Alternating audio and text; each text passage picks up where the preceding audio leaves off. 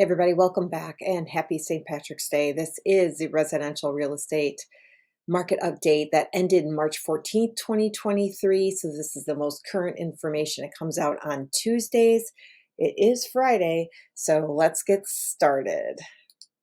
Residential closed listings for last week were at 1648 versus 2402 for the year before. And last week we were at 2821. So there was a drop in closed listings. But look at this number 3827 last year, 2 weeks ago. It's just crazy. Residential listings under contract kind of creeped up a little bit at 3,053 versus last week at 2,953. For last year, we were at 3,932. There seems to be the same theme running all the time. Residential new listings were down a little bit versus last week at 4,563. Last week, we were at 4,743. And last year at this time, we were 5765, and we won't even really pay attention to this number because that was huge. And I remember thinking at that time last year, I'm like, wow, we really should probably have more listings because I had people looking and couldn't find anything. Look at what it is like now, 4563 new listings, but we are seeing some upward turn, so that's really good. Rented listings, of course, were down for last week because that was starting March 6th through March 13th. So 429 versus the year before at 689. And the week before, which makes sense because that's the beginning of the month at 806.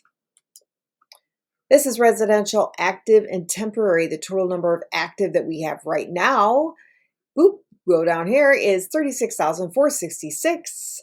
And then we have 1,860 on temporary. And again, temporary means, hey, we're getting a new roof, we're getting new windows, we have to steam clean the carpets, take it offline until we can get that done.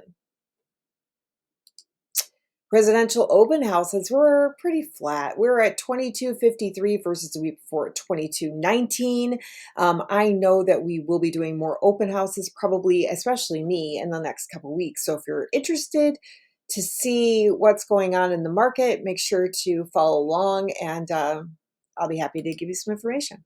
This is the impact of COVID-19 to real estate showing. Again, I'm not sure why it's still in there. Residential sold price. This is interesting. So we're at 270 for last week, and the week before we were at 285.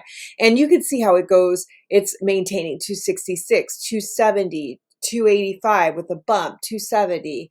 So you're right around, if you say 270 for your median sold price, you're pretty well in the range that you need to be in, I would think. And then residential rental price. We're at $2,000, you guys, for a rental price, $2,000 a month. Again, I have to tell you, I mean, look at the way that the prices are increasing.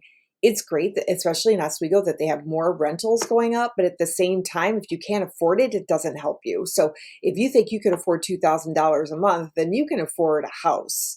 I would just say that, contact me and let's talk about the steps that you need to make sure that you can afford a house or what you can afford in a house, because renting is really expensive and if you don't need to do it, if it's not something that you really, really want to do, you kind of want to get out, I think it's time to bust out, because $2,000 for an average rent is crazy, or median rent is crazy.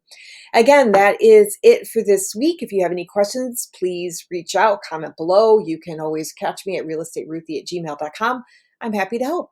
And this is Ruth Frey, Keller Williams Realty Infinity out of Plainfield, Illinois. We'll talk to you next time.